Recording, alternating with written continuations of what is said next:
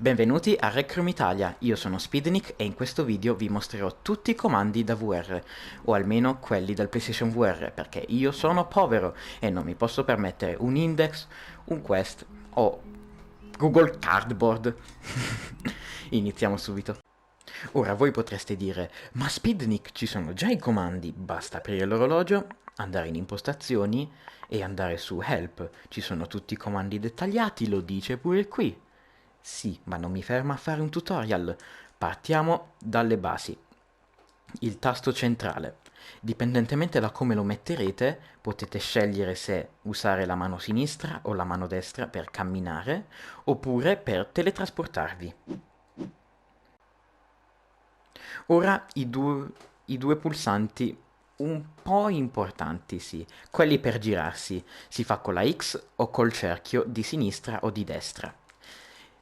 Potete cambiare anche qui, selezionando a premuta, vi girerà di 45 gradi o di 90, oppure di farlo liberamente e dipenderà da quanto lo premete.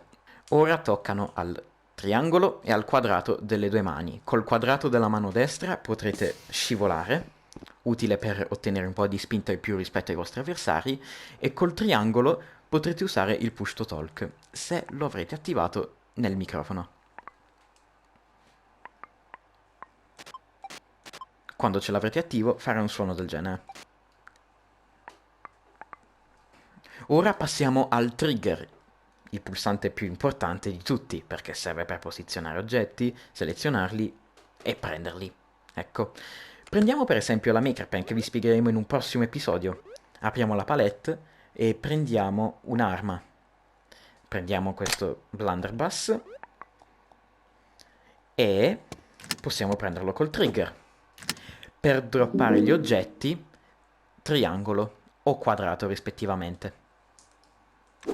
Questo vale anche per chiudere il menu e aprire, e se lo tenete premuto, l'espresso menu che vi farà scegliere le diverse emoji.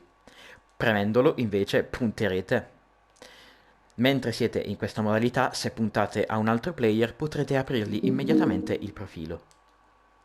Tenendo premuto trigger farete un pugno e tenendolo così farete un cheer. Puntandolo a un player potrete dargli un cheer. I cheer sono rispettivamente delle forme di congratulazione all'altro player. Se fate un fist bump entrerete in un party e ogni volta che cambierete stanza vi chiederà se volete invitare quella gente che sta nel party. Per abbandonare il party rispettivamente aprite il vostro profilo e premete Leave Party. Bene, ora i comandi un po' più speciali. Ora, se siete in una stanza vostra o in una stanza in cui avete il permesso, potrete tenere premuto mentre è verso l'alto il pulsante centrale. Apparirà questo ring e voi potrete volare. Dovete tenerlo premuto e allontanarlo dal vostro corpo per volare.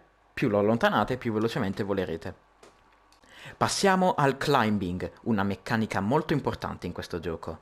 Ora, se un muro è climbabile, potrete prenderlo col trigger e scalarlo.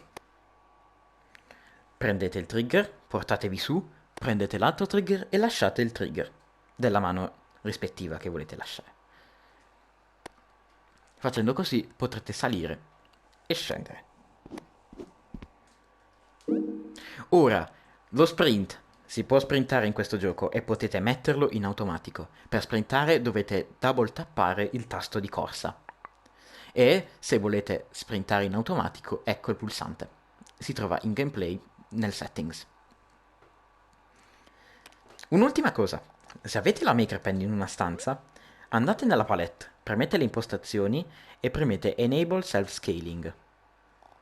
Questo vi permetterà, se tenete premuto insieme X e cerchio,